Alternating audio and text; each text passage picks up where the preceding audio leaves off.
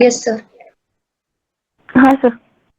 हाँ, तो मेरा उसमें ये कहना है, सुपर पोजिशन के बारे में हम लोगों ने तो चीजें देखी ही। ठीक। सुपर पोजिशन के बारे में मान लेते हैं, अगर तुम्हारे पास ना, एक सेकंड रुकोगे जरा।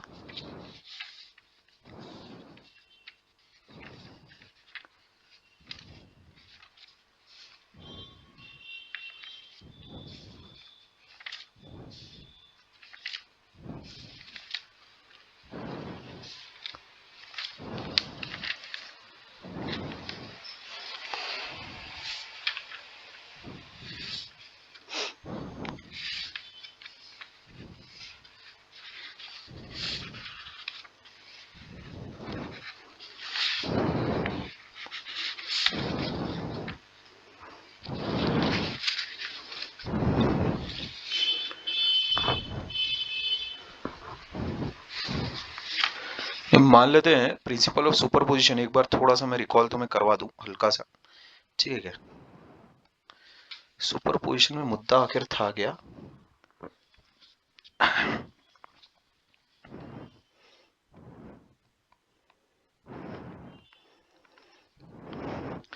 तो अगर अपने पास मान लेते हैं पहला वेव है ना, ए sign omega t minus k x, और एक मान लेते हैं दूसरा वेव है, let's say A sign omega t minus k x plus five, ऐसा। ठीक है। दो वेव्स हैं अपने पास, है ना? सादा एकदम जनरल सुपरपोजिशन में डिस्कशन कर रहा हूं। तो अगर तुम सुपरपोजिशन प्रिंसिपल अप्लाई करोगे, बेसिकली क्या रहता है, सुपरपोजिशन का मतलब रहता है कि एक वेव अपना जो इंडिविजुअल कैरेक्टर है वो कभी छोड़ती नहीं, है ना? तो वो कभी नहीं छोड़ती। जैसे लेडीज को लेकर एक्चुअल में बहुत ही बुरा टर्म उनके लिए इस्तेमाल किया जाता है। वैसे मैं उससे एग्री नहीं करता हूँ। कुछ लोगों ने अगर नाम सुना होगा तो त्रिया चरित्र बोलते हैं उसको, समझे? त्रिया चरित्र। अब उसके बारे में डिस्क्रिप्शन ज्यादा मैं करूंगा नहीं, वाला कुछ लोग बहुत ज्यादा खिन्न हो जाएंगे।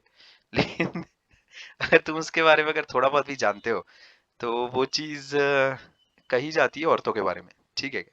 एनीवेज, तो उसमें ये मेरा बोलना है कि जैसे वेव अगर एक है, वो अगर किसी मीडियम में अगर मान लेते हैं एग्जिस्ट कर रही है, ट्रैवल कर रही है, कहीं पर स्टेशनरी है ना, कहीं किसी भी तरह की अगर वेव है वो अगर, तो वो अपनी इंडिविजुअलिटी एक्चुअल में नहीं छोड़ती है।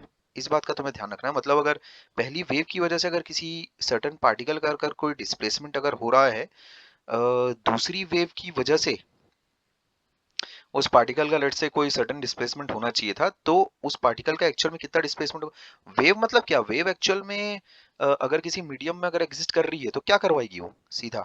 जैसे लेट से अगर ये कोई वेव है, सॉरी ये अगर कोई मान लेते हैं यहाँ पर अगर कोई पार्टिकल है, लेट से ये पार्टिकल एक्चुअल में इस वेव के भी रास्ते है ना, इस वेव के भी रास्ते है, और मान लेते हैं इस वेव के भी रास्ते है, ऐसा, है ना? ऐसा दो वेव्स हैं जिसके रास्तों में पड़ रहा है।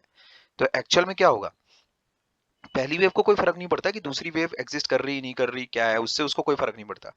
जो पार्टिकल पी की जो एक्चुअल में डिस्प्लेसमेंट है वो कितनी होगी, पहली वाली वेव की वजह से जो उसका डिस्प्लेसमेंट था प्लस दूसरी वाली वेव की वजह से जो उसका डिस्प्लेसमेंट होना था, वो होगा पार्टिकल पी, है ना? उसकी डिस्प्लेसमेंट जो होनी है वो ये हो जाएगी।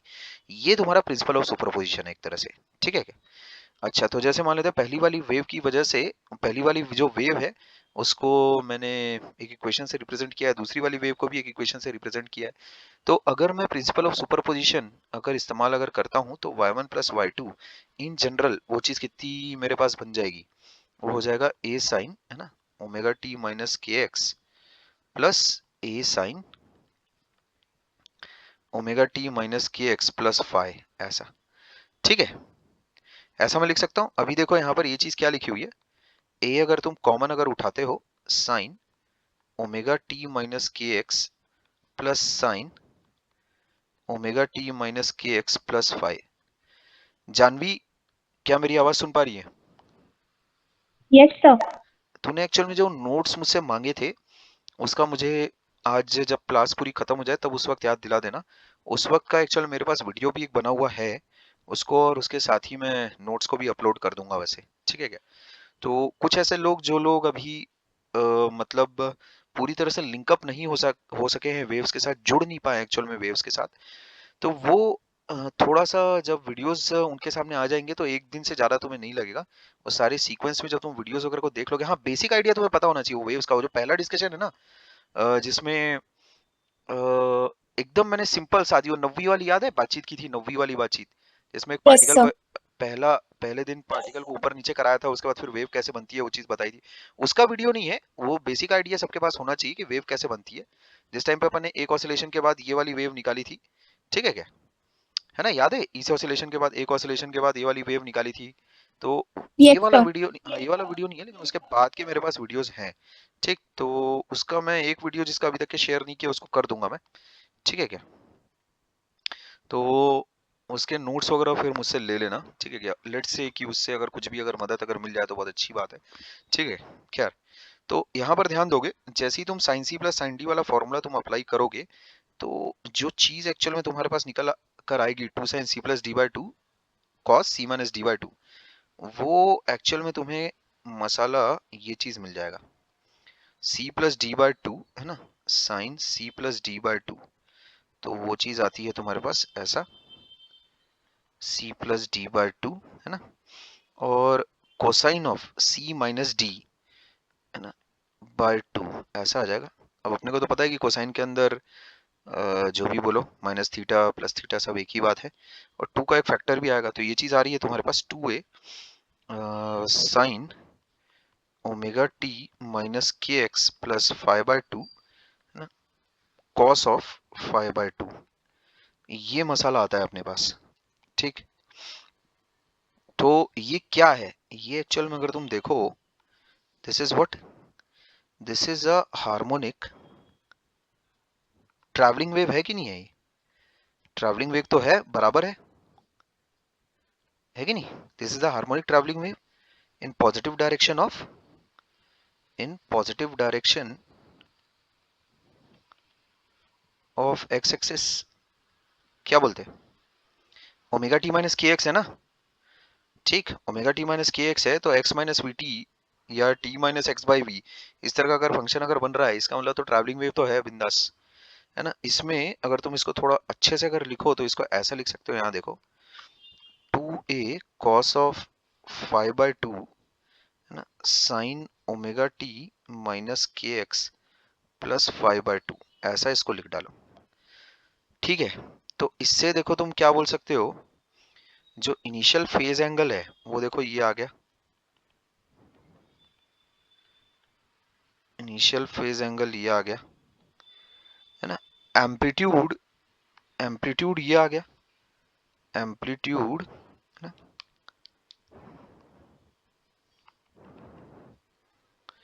Is a function of phi, ये चीज आ गई मेरे पास, amplitude is a function of phi, ये बात है मेरे पास।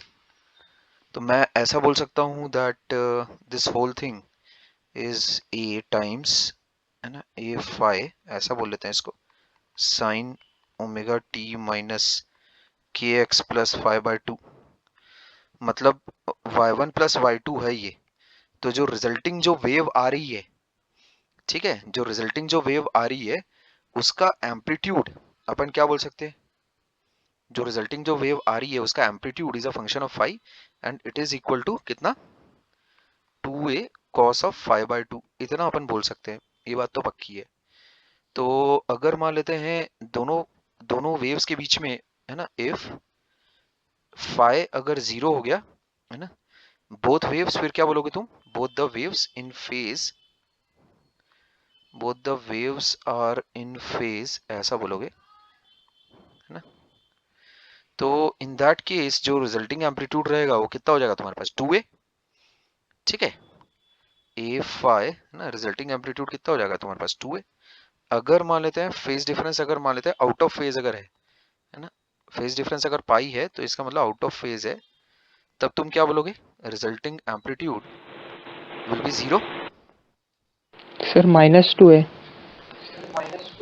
सॉरी, है ना, resulting amplitude would be -2a, ये जो हम लोगों ने ऑलरेडी जो बातचीत कर ली है उसी के बेसिस पर हम लोग सारा का सारा काम, ये साले जीरो ही तो होगा, ठीक तो है बे, कट कुटा के मर जाएगा ना सब। साले पाई अगर रखेगा तो कितना होगा, पाई बाय 2 बनेगा ना बे, हाँ सर। है ना। तो in that case y x t would be zero, है कि नहीं। इसको बोलते हैं डिस्ट्रक्टिव इंटरफेरेंस, ठीक है क्या, जहां एम्पलीट्यूड्स कैसा सब्ट्रैक्ट आउट हो जाती हैं। इसको इसको क्या बोलते हैं, डिस्ट्रक्टिव इंटरफेरेंस, ठीक है, इसको बोलते हैं डिस्ट्रक्टिव इंटरफेरेंस, ठीक है ऐसा। अच्छा, डिस्ट्रक्टिव इंटरफेरेंस बोलते हैं। तो इसमें मुझे एक्चुअल में ये चीज क्या कहलाती है, ये वाई एक्स टी, ये कहलाता है कंस्ट्रक्टिव इंटरफेरेंस, ठीक है क्या। This is what is constructive interference,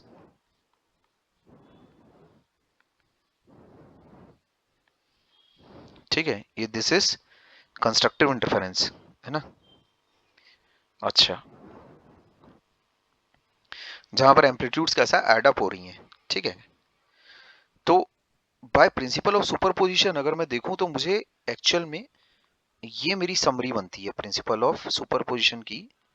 एक तरह से अगर देखा जाए तो ये मेरी समरी है। समरी में मैं तो ये कहूंगा कि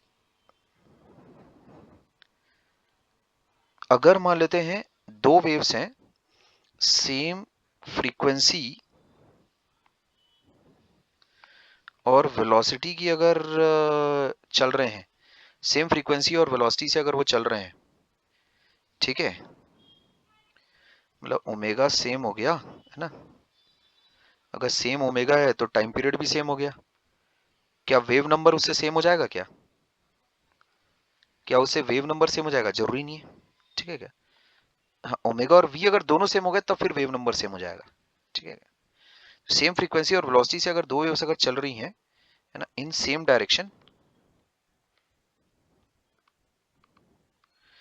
तो हमें जो चीज देखने को मिलती है ना, वी ऑब्जर्व इंटरफेरेंस, ठीक है क्या। किस तरह का इंटरफेरेंस,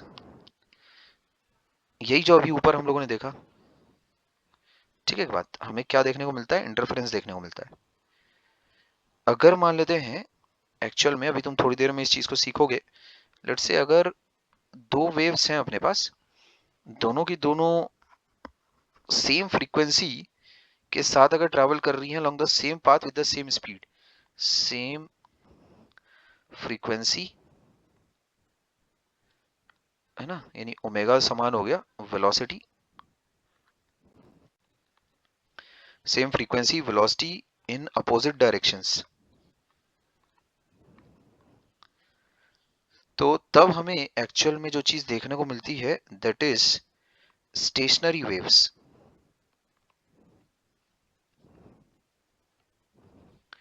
है ना। इसके बारे में अभी तुम थोड़ी देर में देखोगे, सीखोगे, ठीक है। इसके बाद अगला हम लोगों का टॉपिक यही रहेगा। अच्छा, इसके अलावा एक तीसरी काफी कठिन चीज होती है, कठिन तो नहीं बोलना चाहिए लेकिन थोड़ा समझने में थोड़ा टिपिकल चीज है वो। अगर, है ना, तुम्हारे पास ऐसा कोई सीन है कि जिसमें स्लाइटली डिफरेंट फ्रीक्वेंसीज, है ना, स्लाइटली डिफरेंट फ्रीक्वेंसीज, है ना, अपने पास अगर हैं स्लाइटली डिफरेंट फ्रीक्वेंसीज, मतलब F1 और F2 अपने पास है, ठीक है क्या, और सेम वेलोसिटी, सेम वेलोसिटी से अगर वेव्स अगर ट्रैवल अगर कर रही हैं इन सेम डायरेक्शन, ठीक है क्या, सेम डायरेक्शन, देन इससे जो चीज बनती है उसको तुम कहते हो बीट्स, समझे क्या। ये एक तरह से इसको इंटरफेरेंस इन टाइम भी बोला जाता है, ठीक है क्या, ये चीज होती है बीट्स। तो ये सारे के सारे प्रिंसिपल ऑफ सुपरपोजिशन पर ही बेस्ड हैं, ठीक है ना। ध्यान रखना, सुपरपोजिशन का प्रिंसिपल इलेक्ट्रोमैग्नेटिक वेव्स पर भी एप्लीकेबल होता है, वो तुम बहुत आगे जाकर अगर तुमने हायर फिजिक्स अगर पढ़ी तब उसमें तुम इस चीज को देखोगे, ठीक है। अच्छा, अभी भले ही तुम्हें रिफ्लेक्शन ऑफ वेव्स एक्चुअल में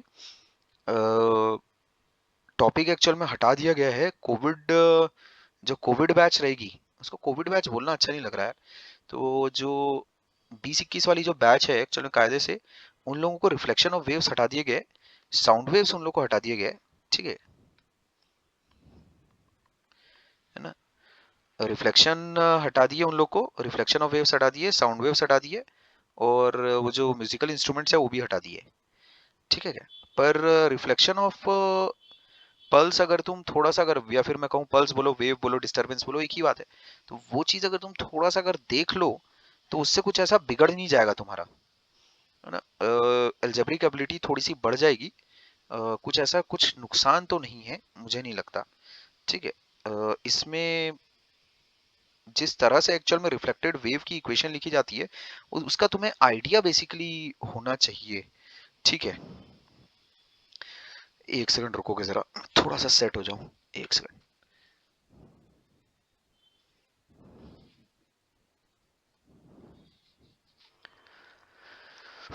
अरे यार,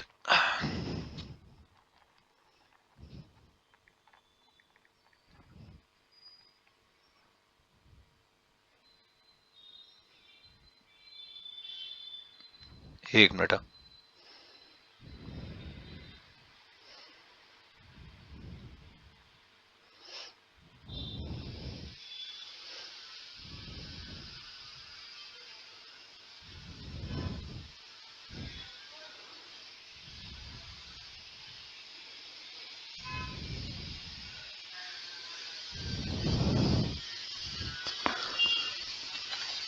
ठीक है, I am back.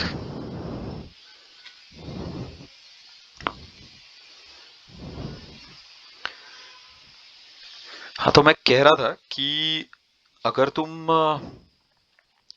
Reflected wave की अगर इक्वेशन लिखना अगर नहीं जानते हो तो उससे असल में थोड़ा घाटे में रहोगे, तुम्हें चीजें समझेंगी नहीं कि वो चीजें कहाँ से क्या हो रही है। वैसे उसको स्किप करके भी मैं डायरेक्टली तुम्हें बता सकता हूँ कि दो वेव्स जैसे सुपर इम्पोज हो रही हैं तो उससे जो रिजल्टिंग एम्पलीट्यूड आएगा, है ना, वो एक फंक्शन ऑफ एक्स रहेगा, और उसमें ट्रैवलिंग वाला जो कंपोनेंट, वो ट्रैवलिंग वेव्स नहीं रहेगी बेसिकली, ठीक है क्या। ट्रैवलिंग वेव्स नहीं रहेगी, उसमें कोई एनर्जी वगैरह का ट्रांसफर नहीं होता है उस तरह की वेव्स में। किस तरह की वेव्स में, जिसमें कि एम्पलीट्यूड का वैसे बराबर होना जरूरी नहीं है, लेकिन अपन बराबर ही लेंगे। फ्रीक्वेंसी और स्पीड अगर तुम्हारे पास एक समान है, और अगर दोनों वेव्स कैसा अपोजिट डायरेक्शन में अगर ट्रैवल अगर कर रही हैं, ठीक है, अपोजिट डायरेक्शन में अगर ट्रैवल कर रही हैं, देन इन दैट केस जो तुम्हारे पास क्या मैं कहूँ, जो तुम्हारे पास जो वेव पैटर्न एक्चुअल में क्रिएट होता है, that wave pattern is known as standing wave. समझे, स्टैंडिंग वेव बड़ा ही खूबसूरत एग्जांपल है एक्चुअल में प्रिंसिपल ऑफ सुपरपोजिशन का, जिसमें कहीं भी कुछ कुछ एक्चुअल में एनर्जी कैसा ट्रांसमिट नहीं हो रही, कहीं कोई चीज एक्चुअल में प्रोपोगेट नहीं हो रही है, वो जितने एरिया में इंटरफेरेंस हुआ है उतने ही एरिया में कुछ खूबसूरत से पैटर्न बन जाते हैं बस। तो उन पैटर्न के बारे में भी हम लोग स्टडी करेंगे कुछ हद तक, ठीक है। और देखते हैं आगे सिचुएशन कैसी क्या है, ठीक है क्या। तो इसमें सबसे पहली बात, अगर मान लेते हैं तुम्हारे पास जैसे अगर एक वेव है, उसको जब तुम जनरेट करते हो, ठीक है क्या, राइटिंग वेव पैटर्न्स, तो ये चीज थोड़ा क्विकली देख लो किस तरह से लिखना सीखोगे, है ना। वेव पैटर्न्स एक्चुअल में किस तरीके से लिखते हैं उस चीज को जरा देख लो अच्छे से, ठीक है। अगर मान लेते हैं तुम्हारे पास इनिशियल फेज, अगर मान लेते हैं पार्टिकल का अगर जीरो है, पार्टिकल ऊपर की तरफ जा रहा है, समझे, the particle is moving up, ठीक है क्या, तो पार्टिकल ऊपर की तरफ जा रहा है, जरूरी थोड़ी कि ऊपर ही जाए, नीचे भी जा सकता है ना, लेकिन ऊपर की तरफ अगर जा रहा है तो उसमें हम सभी जानते हैं, और अगर वेव मान लेते हैं राइट साइड अगर ट्रैवल कर रही है तो उसका वेव पैटर्न कुछ ऐसा क्रिएट होता है, ठीक है क्या, ये ऐसा रहता है उसका वेव पैटर्न। क्लियर है बात। तो this is a wave which is travelling towards right, ठीक। तुम इस वेव पैटर्न को देख के समझ जाना कि ये टुवर्ड्स राइट वाला ही है ना, टुवर्ड्स राइट वाला है, ध्यान रखो। क्लियर है बात, टुवर्ड्स राइट वाला है, ये चीज देख के समझ जाइयो, है ना। और इसका अपने पास रहता है हिसाब ऐसा कुछ, ठीक है क्या? तो इन वेव पैटर्न्स को लिखना थोड़ा सीख जाओ जल्दी, लेकिन है ना 6 तरह के वेव पैटर्न्स हैं एक्चुअल में। ठीक है, there are total 6 wave patterns, 6 patterns in total. तो तुम्हें हर तरह का पैटर्न एकदम उसी तरह से लिखना आना चाहिए जैसे तुम सादा ट्रिग्नोमेट्री के फॉर्मूला वगैरह किस तरह से इस्तेमाल करते हो, ऐसा। तो अगर मान लेते हैं, ठीक यही बात अगर मैं तुमसे करूं, लेट्स से अब मान लेते हैं तुम्हारे पास इनिशियल फेज मान लेते हैं ऐसा है पाई, ठीक है, इनिशियल फेज पाई है। अच्छा, अगर मान लेते हैं यही चीज अगर ऐसी रहती है, इनिशियल फेज पाई छोड़ो, इनिशियल फेज पहले जीरो वाला तुम सीख लो, लेकिन पार्टिकल अभी इनिशियल फेज तो जीरो है, पार्टिकल ऊपर की तरफ भी जा रहा है, बट जो वेव है अभी पीछे की तरफ निकल रही है, वेव जो है अभी पीछे की तरफ जा रही है। तो एक्चुअल में क्या होगा देखो ध्यान से, उसको काम करने का जो मेरा तरीका है वो कुछ ऐसा है कि वेव अभी एक्चुअल में कायदे से इस तरफ जनरेट होगी, पीछे की साइड। तो तुम इसको ऐसा इमेजिन कर सकते हो, ऐसा, ये ऐसा जनरेट होगी कुछ, है ना, ऐसा, समझ गए क्या? ऐसा जनरेट होगी पीछे की तरफ। पार्टिकल अभी देखो यहीं पर है ना, ऊपर ही जाएगा वो अभी भी इनिशियल मोमेंट पर इस बार साले ने आगे जैसे टाइम बीता तो उसमें आगे उसने वेव चलाने से पहले उसने कैसा पीछे की तरफ वेव चला दी। ठीक है क्या? वो वेव जो जनरेट होती है ना, वो वेव जनरेशन वो इसी तरह से होती है, ये बात ध्यान में रखना, वो इसी तरह से होती है। ठीक है क्या? ऐसा, है ना। तो वो उसने आगे की तरफ वेव चलाने के बजाय उसने एक्चुअल में वेव पीछे के साइड में चलाई है।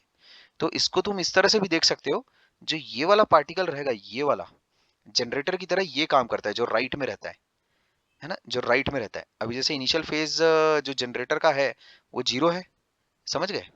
इनिशियल फेज पार्टिकल का जीरो है और वो ऊपर की तरफ भी जा रहा है। ठीक, तो इस केस में जो वेव का तुम्हारे पास पैटर्न बनता है वो ये बनता है ऐसा। ठीक है, ये ऐसा बनता है, ऐसा, समझ गए? तो इस चीज के साथ मैं बहुत ही कंफर्टेबल हूं, इसमें तुमको करना कुछ नहीं है। अगर मान लेते हैं तुम्हारे पास पार्टिकल की इनिशियल फेज जीरो है और वेव अगर पीछे की तरफ ट्रैवल कर रही है, then the shape is something like this. अभी जो कुछ तुम सीखोगे, या फिर मैं कहूँ अगले लेट्स से 10 या 15 मिनट, वो उसके ऊपर कभी तुम्हें सवाल एक्चुअल में आ जाए ऐसा डायरेक्ट, वो चीज तो मैं ऐसा नहीं मानता, लेकिन अपन तुरंत ही 10-15 मिनट बातचीत करने के बाद, बहुत ही बेसिक आइडिया ले लेने के बाद वेव पैटर्न बनाने सीख रहे हैं बस। कोई ऐसा बहुत हाई फंटूश बहुत बहुत सारे सवाल लगा रहे हैं, एक एक महीना 2-2 महीना टाइम वेस्ट कर रहे हैं, ऐसा कुछ नहीं कर रहे अपन। बेसिक एक इनिशियल लेवल की बातचीत कर रहे हैं, क्योंकि ये बिना सीखे यार तुम कैसे बना सकते हो स्टैंडिंग वेव? ठीक है क्या? तो वो उसके लिए मुझे थोड़ी सी बातें बतानी पड़ रही है जो तुम्हारी किताब में एक्चुअल में लिखी नहीं है। और अगर तुम देखो तो बहुत ही फंडामेंटल बातचीत में कर रहा हूँ। ठीक है क्या? कोई ऐसा कुछ बहुत हाइपंटूश कुछ नहीं मार रहा हूँ। ठीक है, तो यहाँ पर इस वेव पैटर्न को तुम कैसे लिखते हो ध्यान दोगे। इनिशियल फेज तो है इसमें जीरो, समझे? इनिशियल फेज तो इसमें है जीरो, तो ए साइन, है ना, एक्स इक्वल टू जीरो पर अगर तुम देखो, जैसे कोई भी वेव अगर सामने की तरफ अगर ट्रैवल कर रही है, तो आगे जैसे जैसे तुम जाओगे तो लॉस ऑफ फेज होगा तुम्हारा, समझे? अगर मान लेते हैं कोई वेव आगे की तरफ ट्रैवल कर रही है जैसे इस केस में, ठीक, तो आगे अगर तुम जाओगे तो तुम्हारा फेज कैसा घटेगा। ठीक है क्या? ये ध्यान में रखना। जैसे मेरे को अगर इस वेव के लिए अगर इक्वेशन अगर लिखनी होती, तो इस वेव के लिए जो मेरे को इक्वेशन लिखनी हो मैं कैसे लिखूंगा? मैं सीधा एक काम करूंगा, ऐसा कर लेता हूँ, ये जैसे वन है ना, तो वन के लिए क्या कर लेता हूँ, एक्स इक्वल टू जीरो पर कैसे लिखूंगा मैं? एक्स इक्वल टू जीरो पर वेव इक्वेशन कैसे लिखूंगा? ए साइन ओमेगा टी। इससे अपने को क्या मिलता है कि पार्टिकल ऊपर की तरफ जा रहा है ना, इनिशियल जो पार्टिकल अपना इनिशियल ऑसिलेटर जो है वो ऊपर की तरफ जा रहा है। समझ लिए क्या बोल रहा हूँ? ऊपर की तरफ जा रहा है, मस्त बराबर।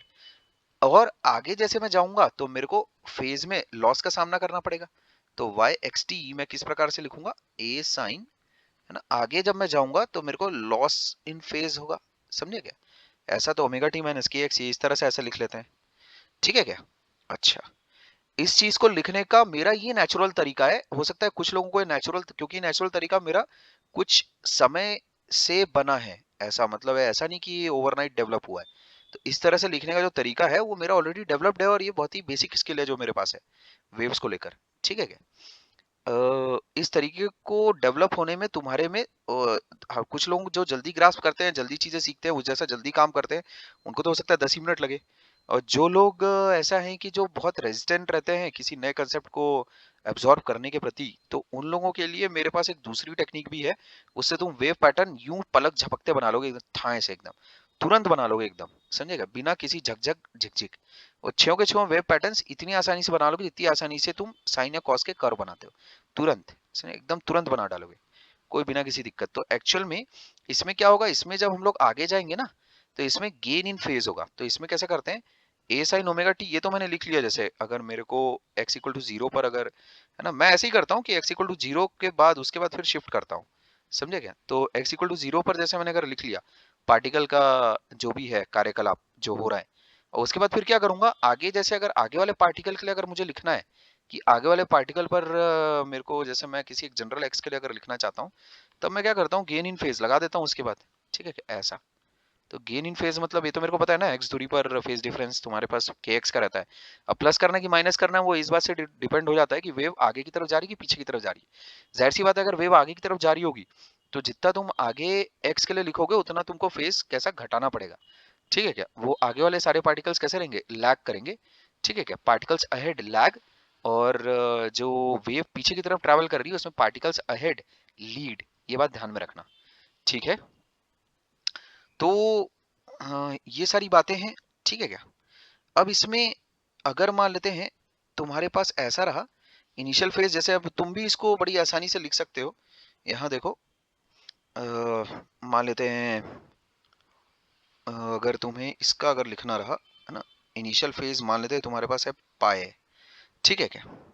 इनिशियल फेज इज पाए और पार्टिकल बेसिकली नीचे की तरफ जा रहा है। तुम अगर इनिशियल फेज अगर पाई अगर उठाते हो तो जाहिर सी बात है पार्टिकल नीचे की तरफ ही जा रहा होगा। समझ पा रहे हो क्या बोल रहा हूँ, जैसे इनिशियल फेज अगर जीरो अगर मैंने लिया है तो इसका मतलब जाहिर सी बात है पार्टिकल ऊपर की तरफ जा रहा है, तो पार्टिकल ऊपर और नीचे हो तो कोई बात ही नहीं बनती फिर। तो इनिशियल फेज क्या है बस उतना लिखना भी सफिशिएंट। तो इनिशियल फेज अगर पाई है इसका मतलब पार्टिकल इज गोइंग डाउनवर्ड्स। अब क्या है कि वो डाउनवर्ड वाली जो चीज है उसको तुम पहले वेव पैटर्न में कैसे बनाओगे, पहले उस चीज को सीख लो, समझे। उसको वेव पैटर्न में कैसे बनाओगे, जैसे अगर मान लेते हैं राइट साइड में अगर वेव जनरेट करनी है तो इनिशियल फेज पाई के साथ तुम राइट साइड में कैसे वेव जनरेट करना, राइट साइड में अगर वेव जनरेट करनी तो इस तरह की वेव जनरेट होगी, ऐसी, समझे। इसमें इनिशियल फेज पाई है तुम्हारे पास, ठीक। ये ध्यान में रखो, इनिशियल फेज पाई है मतलब जो ये पार्टिकल की इनिशियल पोजीशन रहेगी वो तो मीन पोजीशन ही रहेगी ना, ठीक है क्या। वो इनिशियल पोजीशन उसकी वही रहने वाली है, वो मीन पोजीशन ही रहने वाली है। तो एक ऑसिलेशन के बाद वो पार्टिकल अपनी मीन पोजीशन पर ही रहेगा, बट थोड़ी देर के बाद एक्चुअल में वापस से नीचे जाएगा फिर, ठीक है क्या। तो इस केस में जो पार्टिकल है, सॉरी जो वेव है वो राइट की तरफ मैंने जनरेट करवाई है। और अगर मान लेते हैं तुम्हें लेट्स से इनिशियल फेज में पाई बोलता हूं, है ना, इनिशियल फेज अगर मैं पाई कहता हूं, यहाँ देखो इनिशियल फेज अगर मैं तुम्हारे लिए पाई अगर कहता हूं, और इस केस में अगर मेरे को वेव अगर पीछे की तरफ ट्रैवल करवानी है तो मैं कैसे करवाऊंगा उसको, है उसको मैं कैसे करवाऊंगा, ये ऐसा कुछ, ये ऐसा करवा लूंगा, ऐसा, समझ गए क्या, ऐसा, ठीक है क्या। तो इसका कंटिन्यूएशन एक्चुअल में तुमको फिर सामने बना लेना चाहिए, ये ऐसा, समझ गए कि ये ऐसा हो जाएगा, ये फाइनल वेव हो जाएगी तुम्हारे पास, इसको ऐसा लिख लो। क्या बोल रहा हूँ, समझ में आ रही बात। तो ये वेव हो जाएगी तुम्हारे पास पीछे ट्रैवल करने वाली वेव, ठीक है क्या। इसमें भी इनिशियल फेज तुम्हारे पास पाई है, the particle is going downwards, ठीक है क्या, पार्टिकल इज मूविंग डाउनवर्ड्स। इसको मैं लिख नहीं रहा हूँ, ठीक है क्या, पर इनिशियल फेज अगर पाई है तो समझ जाना कि जो पार्टिकल है वो तुम्हारा पीछे की तरफ नीचे की तरफ ही जा रहा है, ठीक है क्या। तो इस तरह से वेव एक्चुअल में लिखते हैं। जो तीसरे नंबर की जो वेव है उसको लिखने का जो पैटर्न रहेगा वो कैसा रहेगा तुम्हारे पास, इनिशियल फेज अगर तुम्हारे पास पाई है तो कैसे लिखोगे, x equals to zero t, इस पे कैसा करने वाले हो तुम, a साइन, ऐसा लिखो, है ना, a sign omega T plus pi, ऐसा कर लो। अब अगर तुम आगे अगर जाओगे तो क्या होगा, लॉस होगा ना फेज में, ऐसा। तो ये चीज लिखनी बहुत ही आसान है एक्चुअल में, बहुत ही बेसिक सी स्किल है, कोई ऐसा ज्यादा दिक्कत नहीं आनी चाहिए, ठीक है क्या, सीखने में लॉजिकल है, मैथमेटिकल है सब कुछ, ठीक है। ये मामला बनता है तुम्हारे पास, ठीक है, ये मामला बनेगा तुम्हारे पास, क्लियर है बात। इस चीज को अगर तुम लिखना चाहो तो के एक्स माइनस ओमेगा टी भी लिख सकते हो, कोई दिक्कत नहीं है, पर तुम्हारे ऊपर है वो। सर माइनस पाई आना चाहिए ना, आगे जा रहा है तो वो।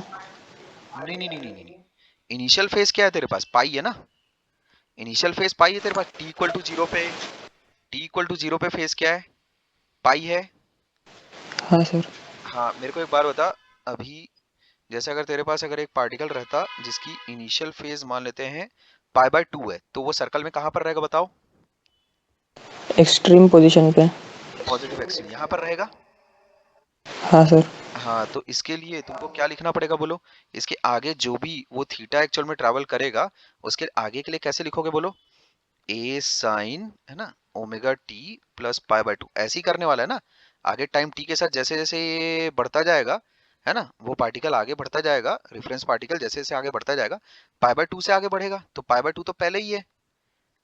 क्या मैं बोल रहा हूँ, क्लियर है अभी? हाँ सर। हाँ, तो उसका जैसे अगर एक पार्टिकल है सारे ने पाई से बढ़ना शुरू किया है, तो उसमें पाई और फिर ओमेगा टी तू जोड़ेगा ना। टी टाइम के साथ ये वाला एंगल कितना हो रहा है? ओमेगा टी हो रहा है।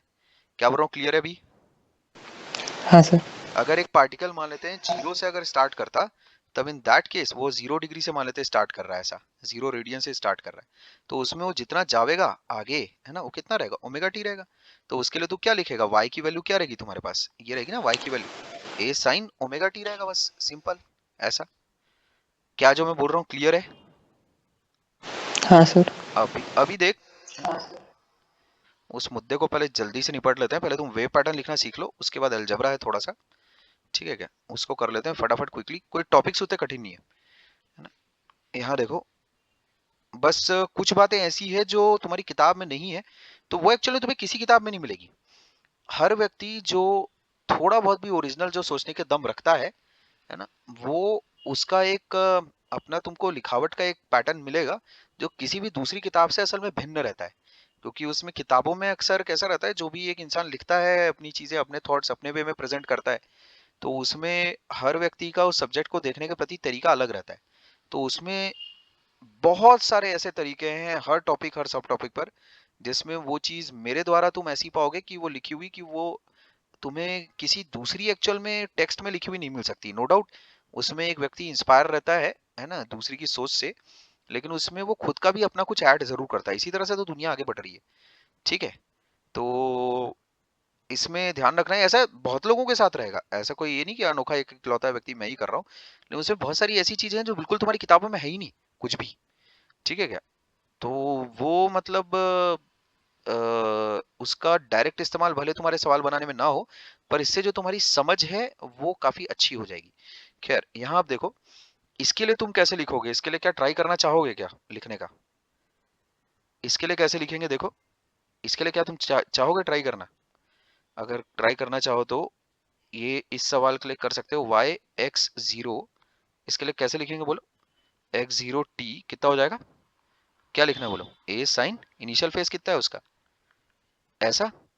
भाई इनिशियल पार्टिकल के लिए ऐसे लिखोगे ना, समझ रहे क्या बोल रहा हूँ? हाँ सर।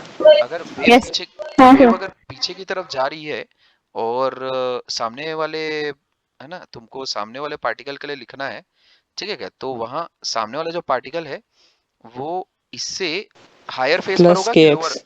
हाँ, हायर फेस पर होगा, उसने पहले प्लस ही एक्चुअल हाँ। में आंसर बोल दिया। प्लस क्या के एक्स।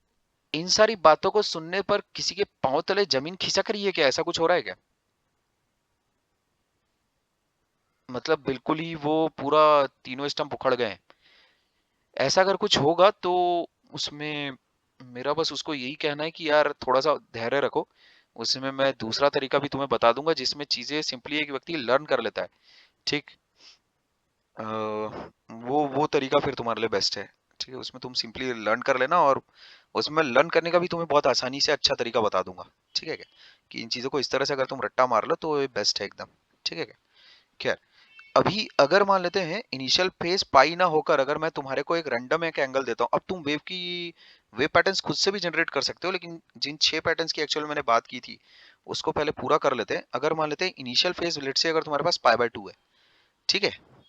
अच्छा, अगर किसी को ये वेव पैटर्न्स ऐसे जनरेट करने में दिक्कत जाती है, ये नेचुरल तरीका है, अपन ने इसी तरह से सीखा है, वेव इसी तरह से अपन क्रिएट करते थे, लेकिन अगर किसी को इस नेचुरल तरीके में ही अगर दिक्कत जाती है, तो उसके लिए मेरा एक बस एक छोटा सा शॉर्ट ट्रिक है। उसका मैं इस्तेमाल वैसे नहीं करता हूँ, है ना, मतलब अगर अपने आप हो गया नोइंगली तो मैं क्या बोलूँ अब। जैसे इसको देखो, अगर तुम इस पैटर्न को देखो, ये जो पैटर्न है ना, ये जो पैटर्न है, इसकी अगर तुम्हें इक्वेशन अगर लिखनी है, तुम इसको कैसे कर सकते? t इक्वल्स टू 0 पर ये किस तरह का कर्व है? माइनस ए साइन के एक्स का कर्व है, समझे क्या? जैसे इस कर्व को देखो, तुम इस कर्व को देखो, ये t इक्वल टू 0 पर कैसा कर्व है? ए साइन के एक्स का कर्व है, समझेगा? ए साइन के एक्स। तो जैसे यहाँ देखो, इस कर्व को देखो तुम, t इक्वल टू 0 पर किस तरह का कर्व है? t इक्वल टू 0 सर पर, हाँ सर आपने इसके पहले जो बोले वो भी तो माइनस ए साइन के एक्स ही है ना? कौन सा वाला? ये ये सर वो फर्स्ट सेकंड वाला की y फर्स्ट। Equal to. हाँ मैं भी अच्छा वही अच्छा, बोल रहा यस। हूँ, मैं भी वही हाँ बोल रहा सर, समझ हूँ, गया। माइनस साइन के एक्स वाला है, ए साइन के एक्स है। लेकिन उस तरह से मतलब तुम चेक कर सकते हो, एक बार क्रॉस वेरीफाई कर सकते हो, ठीक है क्या, कि जो किया है क्या किया है करके। क्या मैं बोल रहा हूँ, समझ में आ रही क्या बात? हाँ सर। अच्छा अभी देखो, यहाँ पर t इक्वल्स टू 0 पर ये किस तरह का कर्व आ रहा है तुम्हारे पास? ये अगर तुम इसको थोड़ा सा अगर मॉडिफाई करके अगर लिख लो, तो ये ऐसा लिखा हुआ है एक्चुअल में। ध्यान से सुनना जो बोल रहा हूँ मैं। Omega t minus k x plus pi है, तो अगर पाई को अगर तुमको हटाना है तो क्या करना पड़ेगा? वो माइनस ए sign omega t minus k x हो जाएगा। क्या इस बात से एग्री करते हो? हाँ सर। हाँ ये सर। कोई उतना कठिन बात नहीं है ये समझना। बस उसके लिए मैं तुम्हें बता रहा हूँ, कुछ लोगों को जिनको वेव पैटर्न ऐसा लिखने में दिक्कत आ सकती है, दो स्टेप्स में मैं एक्चुअल में वेव पैटर्न लिखता हूँ। पहले मैं उसको पकड़ता हूँ जो पार्टिकल साला ओरिजिन पे है और जो नाच रहा है। तो ओरिजिन वाले पार्टिकल की नाच को तुम लिख लो एल्जेब्रिकली, और उसके बाद फिर मैं शिफ्ट करता हूँ। मैंने हर बार ऐसा ही पैटर्न फॉलो किया है, किसी भी बार मैं अलग अलग चेंज नहीं मार रहा हूँ। लेकिन अगर उसमें अगर किसी व्यक्ति को अगर कुछ खासी दिक्कत आ जाती है तो मैं क्या कर सकता हूँ फिर? ठीक है, तो उसके लिए उनके लिए आसान तरीका मैं बता देता हूँ। जैसे ये पैटर्न है, ये पैटर्न है ना, ये पैटर्न है, तो उसमें डायरेक्टली अगर तुमको लिखना है तो ए साइन के एक्स है, ठीक है क्या? ए साइन के एक्स है, और फिर उसमें क्योंकि ये चीज सामने की तरफ जा रही है, तो उसमें तुम समझ जाना कि प्लस माइनस होगा। जहां जहां प्लस प्लस है वहां तो वेव पीछे जा रही होगी, जहां माइनस है प्लस माइनस है वहां पर वेव सामने जा रही है। फिर से रिपीट कर देता हूँ, वो दूसरे तरीके से तुम कैसे कर सकते हो? जैसे ए साइन के एक्स मिल गया, सर कैसे पता चलेगा प्लस ओमेगा टी लिखना है माइनस ओमेगा टी लिखना है? तो मैं बोल रहा हूँ बिलाला, उसमें ये करो कि अगर वेव अगर सामने की तरफ जा रही है तो उसमें माइनस ओमेगा टी लगा देना तुम। समझ गए क्या? इस तरह से कर सकते हो, लेकिन ये रट्टाफिकेशन वाला पैटर्न है, रटने वाला पैटर्न है, ठीक है? कुछ लोग होते हैं जो नियम कायदे किस प्रकार बनाते हैं, इस तरह से कि 10 केसेस अगर उनके सामने आए तो किस तरह से वो 11वां केस खुद लिख सकते हैं। वो सामने वाले पैटर्न को देखते हैं और लर्न करने की कोशिश करते हैं। जिन लोगों का बाय डिफॉल्ट कैसा रहता है, लर्न करने की प्रवृत्ति ज्यादा रहती है, उन लोग क्या लगता है लर्न करते हैं, उन लोग लॉजिक नहीं ढूंढते। तो उसमें जिस व्यक्ति का लॉजिक स्ट्रांग रहता है, उसका 10 पैटर्न आए चाहे उसके सामने 1000 पैटर्न आए, वो कभी फेल नहीं होगा। लेकिन जो लर्न करने वाला व्यक्ति रहता है, वो जैसे 10 के बेसिस पर 11वां अगर खुद का अपना पैटर्न अगर बनाएगा, तो उसमें क्या हो जाती है, दिक्कत हो जाती है। फिर उसमें हो सकता है 15वां या 16वां पैटर्न ऐसा आ जाए जिसको एक्सप्लेन नहीं कर पाएगा। समझे? तो उसमें रूल्स एक्चुअल में जो रहते हैं उसको हमेशा मैथमेटिकली क्रैक करना चाहिए, ना कि सिर्फ 4 सॉल्ड एग्जांपल पढ़ के कि हाँ अब तो मैं ऐसा नया नियम मैं बना लेता हूँ ऐसा। ठीक है क्या? आज एक बंदे ने सोचो, उसके सामने मैंने सर्किट ये ऐसा रखा था, ठीक है क्या? श्रेयन श्रेयन को तो सभी लोग जानते ही होंगे मेरे ख्याल में, ठीक है क्या? तो आज उस बंदे ने क्या हरकत मचाई है सोचो, ये वाली, ये देखो। इसका ये मतलब नहीं कि श्रेयन एक खराब स्टूडेंट है, ऐसा मैं नहीं कह रहा हूँ, है ना? बंदा ठीक है, वो डाउट्स वगैरह बनाता है, बंदा सॉलिड है, खरा बंदा है, खरा है, ठीक है क्या? दिल से पढ़ाई करता है। खैर, तो उसने आज क्या बनाया, ये देखो ऐसा बनाया उसने आज, ये ई आर ऐसा बनाया उसने। ई की वैल्यू कितनी रखी जानते हो? कसम से ये ऐसा E1 E2 upon E1 plus, कसम से ये किया उसने, ये ऐसा R equals to R1 R2 upon R1 plus R2, ये ऐसा मार दिया उसने, है ना? तो इस तरह की नियम लगाने के पहले एक तो वो व्यक्ति ने जरा भी, या फिर कोई भी ऐसा व्यक्ति जो इस तरह की हरकतें मचा रहा है, मतलब उससे जरा भी सोचा नहीं कि भाई इसमें कहीं से भी दो रेजिस्टेंसेस एक्चुअल में पैरेलल में तो है ही नहीं। कोने कहाँ से बंधे हुए हैं बताओ? इस रेजिस्टेंसेस के जो, इस रेजिस्टेंस का जो एक्चुअल में दो कोने हैं उसके, तो ये दोनों कोने हैं ए बी, है ना? और R1 ए जैसे ही तुम सामने आओगे तो फिर तो सी पॉइंट हो जाएगा, ठीक है क्या? ये सी पॉइंट हो गया, ये डी पॉइंट हो गया, और ये बी पॉइंट है। तो R1 के कोने एक्चुअल में कौन से हैं? ए और बी है ना? R1 के कोने ए और बी हैं, R2 के कोने क्या है? डी और बी है, ठीक है क्या? तो कोने तो समान है नहीं। हाँ, एक कोना समान है बी, पर बाकी दूसरा कोना कहाँ समान है? तो these resistances are not tied up, ठीक है क्या? है ना? The way they should be for them to be called क्या इन पैरेलल, समझे? अच्छा एक मिनट,